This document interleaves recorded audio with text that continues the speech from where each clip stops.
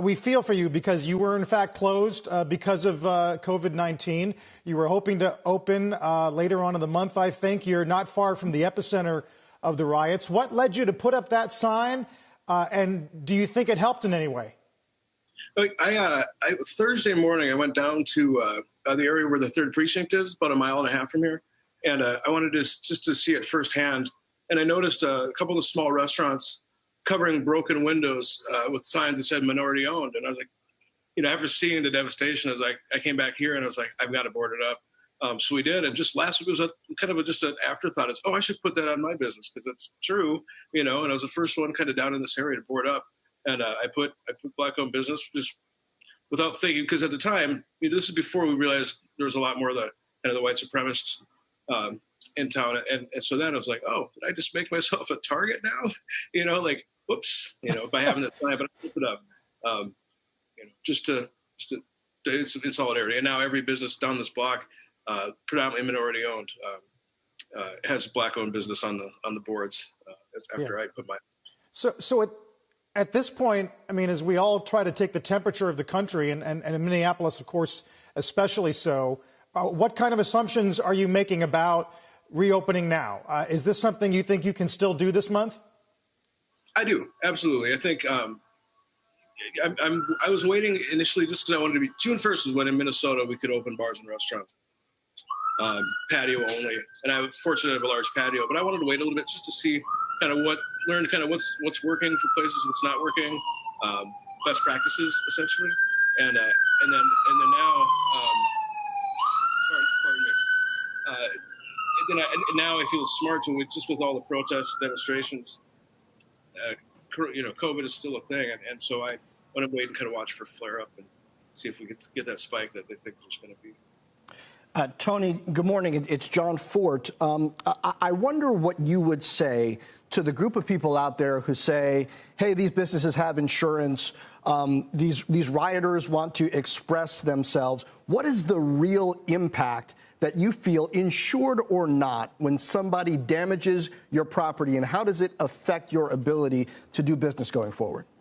I think it's the easiest answer, and I think the best answer, truthfully, is yes, this is just a building. It's a very historic and old building. That Wendy's that burned in the auto zone and such, guess who worked at those auto zones? It's the folks that live in the neighborhoods. And so, yes, Target can rebuild a Target, but how many people work at that Target store that are suddenly, 2 weeks ago, they were heroes for being open during this and working the cash registers and stuff. Now suddenly they don't have a place to go. So now they're back on unemployment and such. And so it's the impact you're making is very direct to your neighborhood. People live here, people work there. You burn a laundromat, well, now no one can wash their clothes. And in that particular area where the 3rd Precinct is now a food desert. The Target, the Aldi, the grocery store, all looted and gone. Restaurants are all burned. It's kind of a real, disaster, really, for the folks that are especially right in that area.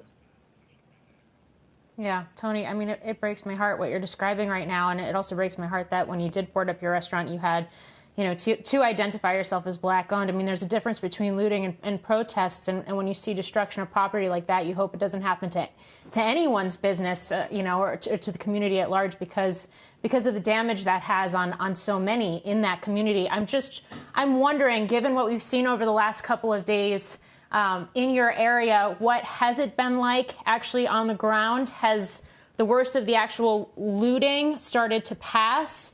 What are the conversations you're having with your employees and your potential workforce as you do start to think about reopening later this month? I think on the ground, it's, I told a friend of mine, and we've been talking about during the day, it feels great. It feels like it's sunny, it's beautiful out.